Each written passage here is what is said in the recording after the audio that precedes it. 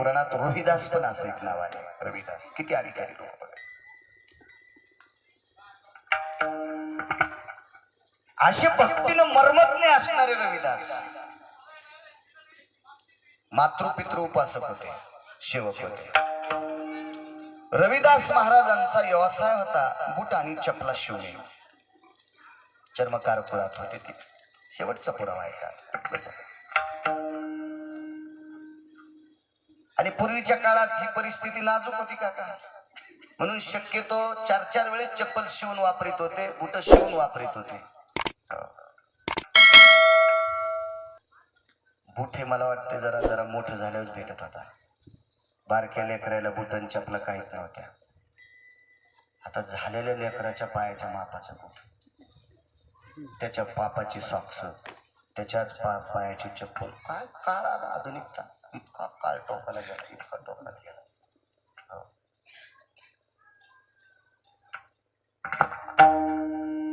काळ जसा होता. आता लोकांचं वैभव आलं, आपल्या कम्फोर्टात डबा उठाव हो द्या ना, काय करायचं आपल्याला, काही विषय नाही. पण आजही काही जुनी माणसं असतील, झोपताना दिवा इजून झोपत होते. रॉकेलच्या चिमण्या होत्या त्या टिपटिपे. आपल्याला जास्त दिवस रॉकेल पुरावं याच्याकरता सगळी जेवण खावणं झाली की एखादी कोणी म्हणायचं, ए दिवा मालीला करे, मालीला का म्हणजे विजीला. ते दिवा इजून झोपत होते. काळ होता, परिस्थिती होता.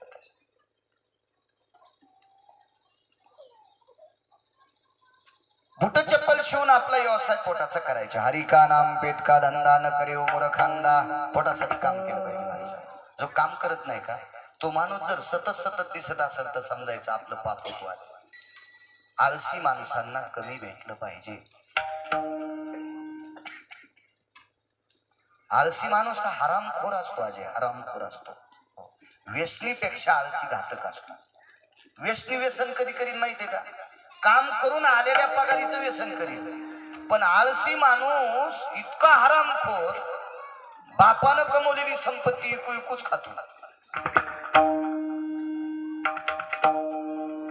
आळशी माणसं मूर्ख असतात, मूर्ख असतात, नालायक असतात. काम माणसानं सतत करत जावं. एवढे मोठे रविदास स्वतःच्या पोटासाठी बूट चप्पल शिवायचा धंदा होता. जे काही मिळेल त्याच्यावर संसार दाखायचा. पण त्याचा एक मित्र काशीला चालला. तुटला आयुष्याचा दोरा सांगतोय. काशीला जायला निघाली तर म्हणले, मित्र चला आपण. काय बोलत असतील, रविदास म्हणत असतील, रवी म्हणत असतील, रोहिदास म्हणत असतील, आऊजाऊ बोलत असतील किंवा समवयस्क लंगोटीयार असतील. मित्र आपण जाऊ. तर सद्गुरू रविदास महाराजांनी सांगितलं, दादा मी आलो असतो रे, पण मला जरशी अडचण आहे. हे धंदा आहे, सगळ्या गोष्टी येतात. काय म्हणे, धंद्यासाठी तू सगळ्या गोष्टी करतो, देव विसरायला. देवाचा विषय नाही रे म्हणले. माझ्या आई आणि बाबांना झोप येत नाही, आणि त्यांना जर माझ्याशिवाय झोप येत नसेल तर मी काशीला जाऊन काय फायदा आहे, मी पंढरपूरला जाऊन काय फायदा आहे, मी आळंदीला जाऊन काय फायदा आहे, मी देऊळ जाऊन काय फायदा आहे, मी पैठणला जाऊन काय फायदा आहे. हा या ते काय लहान आहेत का म्हणले, तू काय लेकरू आहेत का ते, तू त्यांचं लेकरू आहेत, त्यांना तुझ्यामुळे कसं काय झोप येत नसेल. ते बुट शिवता शिवता त्यांची मान हालत होती. त्यांना शेंडी होती मोठी, शेंडीला एक दोरी होती, आणि ती दोरी दुकानातून मागच्या कवाडाच्या पट्टीतून मागच्या घरात होती, आणि मागच्या घरात बंगई होती, आणि त्या बंगईला ती दोरी बांधलेली होती. त्याचे आई वडील त्या बंगईवर झोपायचे, आमच्या सद्गुरू रविदास महाराजांचे. आणि ते बुट शिवता शिवता मान हल्ली, डोकं हल्लं की ती शेंडी हलायची, शेंडी हल्ली की दोरी हलायची, दोरी हल्ली की बंगई हलायची, आणि बंगई हल्ली की त्यांना झोका भेटायचा आणि त्यांना झोप लागायची. सवय लागून गेली होती. सकाळचं स्नान बिन, देवपूजा, नित्यकर्म आटपलं, जेवण झालं. म्हातारी माणसं होती, ती वयस्कर होती, ती त्या बंगईवर झोपायची. आणि मग महाराज काम करता करता, मुद्दाम काम बंद करून करतच नव्हते, काम करता करताच मान हालत होती म्हणून झोका देत होते. मी तिकडे आल्याच्या नंतर हे बंद पडतंय त्याच्याकरता नको म्हणे. काय माणूस आहे म्हणजे, देवापेक्षा लय आले का माय बाप, असं त्या मित्राला वाटत होतं. पण रविदास हुशार होते. रविदास महाराजांना माहित होतं देवापेक्षा हजारो पटीने आपले मायबाप श्रेष्ठ असतात. माय बापे केवळ काशी, तेने न जावे तीर्थाशी. हे वकील साहेबांनी जे कार्यक्रम ठेवला ना आपल्या वडिलांसाठी, त्या वकील साहेबांना पंढरपुरातल्या मालकाच्या हजारो पटीनं स्वतःचे वडील श्रेष्ठ असावे. आणि जो आपल्या वडिलांना मोठं मानतो का त्यालाच पंढरपुरातला मालक मानतो.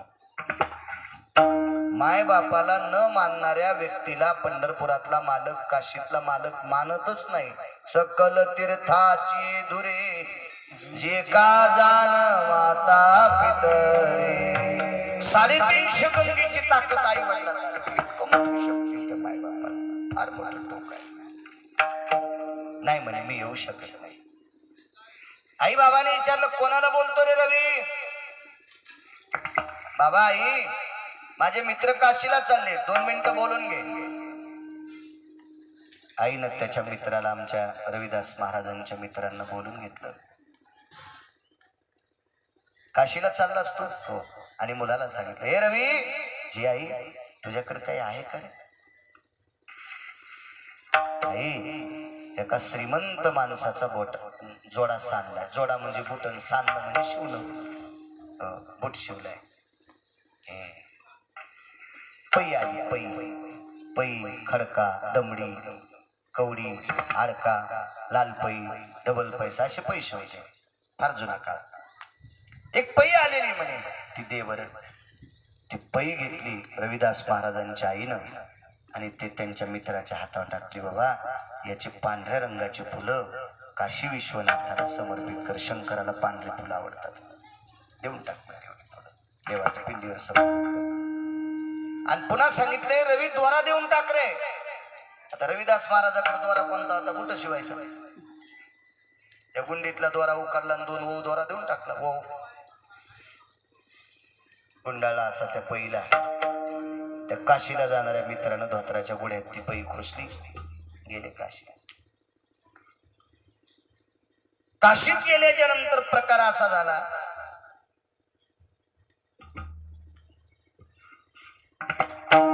स्नान घेऊन सगळं आटपलं. नित्यनेम आटपला. भगवान शिवजीच्या दर्शनाकरता विश्वनाथाच्या दर्शनाकरता ही व्यक्ती चालली. रस्त्यात फुलाचं दुकान होतं. ते फुलं घेतली पांढऱ्या रंगाची. ती पै देते ना फुलं घेतली. ते दोरा देतात. त्या दोऱ्यात ती फुलं ओवली आणि भगवान शिवशंकराच्या पिंडीला अर्ध्या दोऱ्याचा हार आणि अर्ध्या दोऱ्याचा हार दारातल्या नंदीराजाला घातला.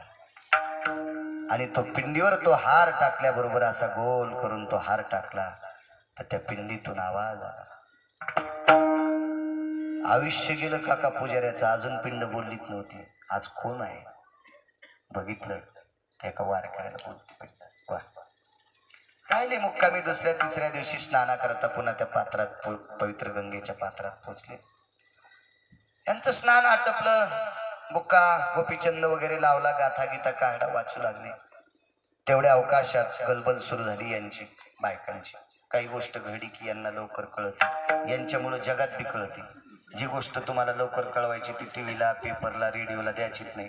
कोण्या एका बाईला सांगायची. 8 दिवसात अख्ख्या विभागात कळते. प्रांतात कळते. कारण हे नंबर 1चं चॅनल आहे.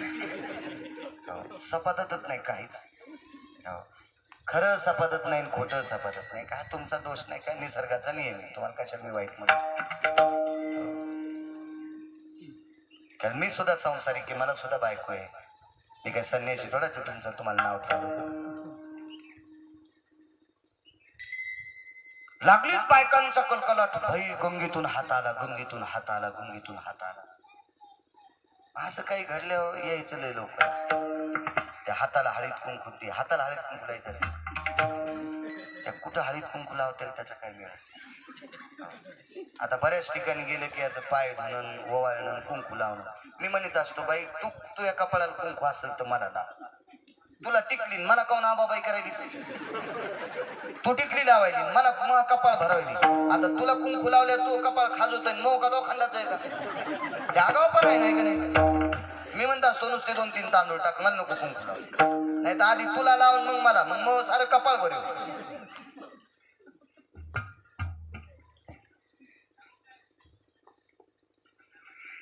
एका व्यसनमुक्ती केंद्रावर मला बोलिलं 5 मिनिटं बोलायला.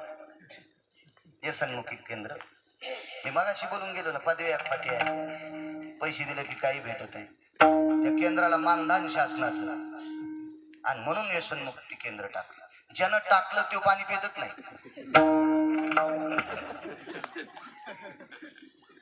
आणि त्या व्यसनमुक्ती केंद्राच्या उद्घाटनाला गिरगावकर कार्यक्रमाचे प्रमुख उपस्थिती पाहुणे. काय पापूत आलं म्हणलं बाळ्यात.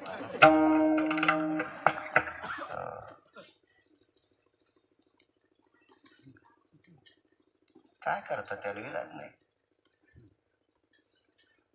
लय वेळेस असेच प्रसंग आहेत खूप ठिकाणी. जाऊ दे काय बोलावं पुन्हा हे जे सुरूच राहते ते दुकाने काय टाकून देते ना खटखट खटखट. काय भीती काय खरं बोलायला काय द्यायचं काय त्याला विषय त्याला.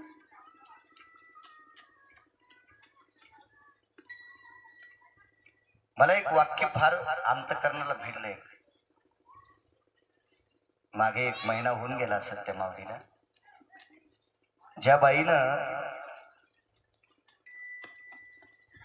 आमच्या पोरायला एक मोबाईल आहे, त्या अभ्यास निघले होते ना घरी बसून करायचे. त्या आमच्या लेकरायनं ते मला पिक्चर दाखिला जर 10 मिनिटात बघायला भेटला. वैकुंठवाशी सिंधुताई सपकाळ. त्या माऊलीचं एक वाक्य लय पडलं. या देशात पदवी जरी भेटत असेल तर जिवंतपणी भेटतच नाही. आणि जिवंतपणी ज्याला भेटतात त्याच्या 70% खोट्यालाच भेटतात. पुरस्कार काय असतात, काय त्या माऊलीचं कार्य, काय त्या संसाराची व्यथा, काय लहानपण, काय लग्नाची अवस्था, काय तारुण्यातली अवस्था, आणि काय जीवन जगली ती माऊली. ह्या अशा स्त्रिया देशासाठी साध्वी येतात. साध्वी येतात. हो, हजारो महाराजांच्या पलीकडच्या स्त्रिया आहेत त्या. हो, हजारो समाजकार्यांच्या पलीकडचं कार्य स्त्रियांचं. काय लेकरं सांभाळायचे, काय अनाथाच्या मुली सांभाळायच्या, काय अनाथाची लेकरं सांभाळायची, काय त्यांची 1-2 भाषणं ऐकली मी संस्कृतीच्या बाबतीत. काय गोड सांगतात.